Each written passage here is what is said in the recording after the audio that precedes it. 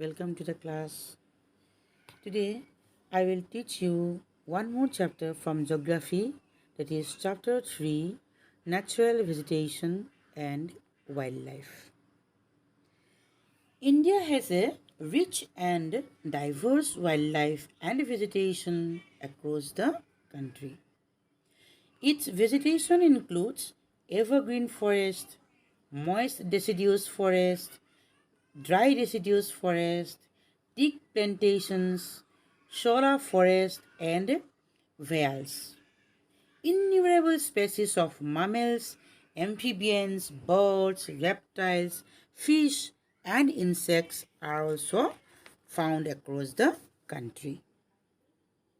Biodiversity is important for the functioning of the ecosystem like forest, fresh waters, soil, and even the atmosphere that sustain all life on the earth. The ongoing and increasing disappearance of biodiversity will harm society in many ways. In this chapter, we will learn about our natural vegetation and wildlife, their importance to humans.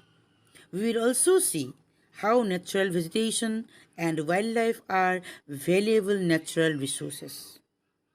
They play an important role in determining the prosperity of a country. Plants provide timber and wood pulp for making paper. They also help in maintaining biodiversity and also ecological balance. Let me tell you about the importance of natural vegetation. Natural vegetation refers to all plants and trees that exist in their natural form without human interference. Natural vegetation help in regulating a number of natural cycles like the water cycle, carbon cycle, and nitrogen cycle. Plants provide timber and wood pulp for making paper. They also provide us with fruits, nuts, oil, gum, and medicinal products. Natural vegetation prevents erosion of soil and also influences its characteristic features such as volume and texture of the soil.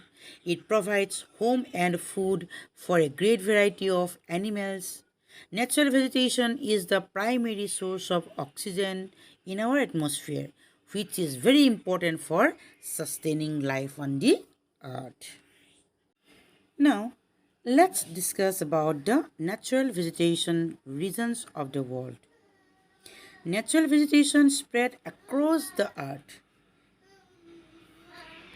and can be classified on the basis of the climatic conditions of the regions they are located in. Let's see first about the tundra vegetation. Tundra vegetation is found in the Arctic, Antarctic, and Alpine regions.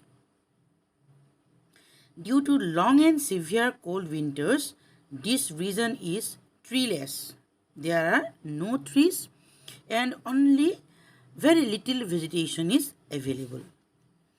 Some of such vegetations are shrubs, shades, grasses, mosses, lichens, etc. And some algae and fungi are also available on the rocky cliffs. Then next, Arctic tundra. Arctic tundra covers about 1/10 of the total surface of the earth. And this region have very thin layer of soil and therefore only low growing plants can be seen in such regions. The plants are mosses, cotton, grasses, etc. Animals include the polar bear, Arctic wolf, Arctic fox, Arctic hare, then musk oxen, reindeer, etc. All those animals can survive there, which can adapt themselves to the extreme cold. due to their bulky bodies.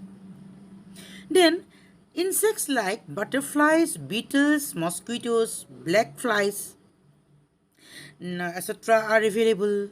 Then, besides these, migratory birds, the birds which migrate from one region to another, isn't it? So, they are known as migratory birds.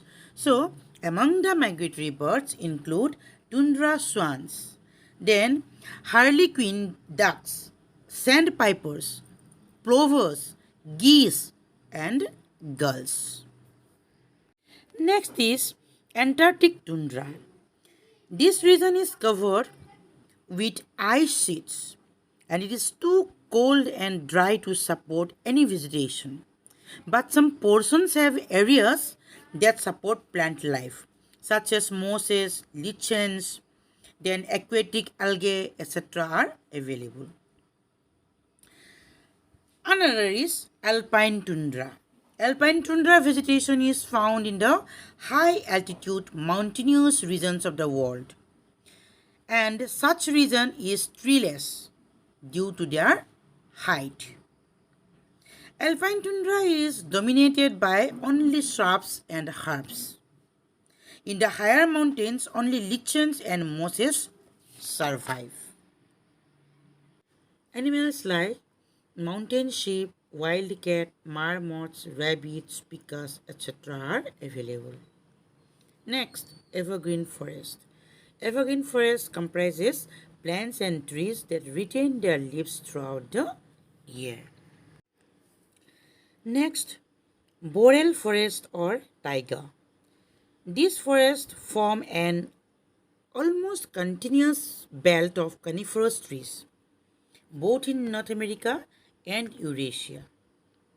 The forests have a lot of similarities. Their plants, animal species are similar. The northern forests of Russia, especially Siberia, they are known as taiga. Then, coniferous trees form the dominant species in this forest. Dominant species means only coniferous trees are available in those forests because they are very well adapted to the cold and snowy winters. Some of the trees found in such forests are spruce, fir, pine, etc. And they have sharp needle-shaped leaves, thick barks, and very soft wood. This much for today. The remaining forest we will discuss in the next video. Thank you.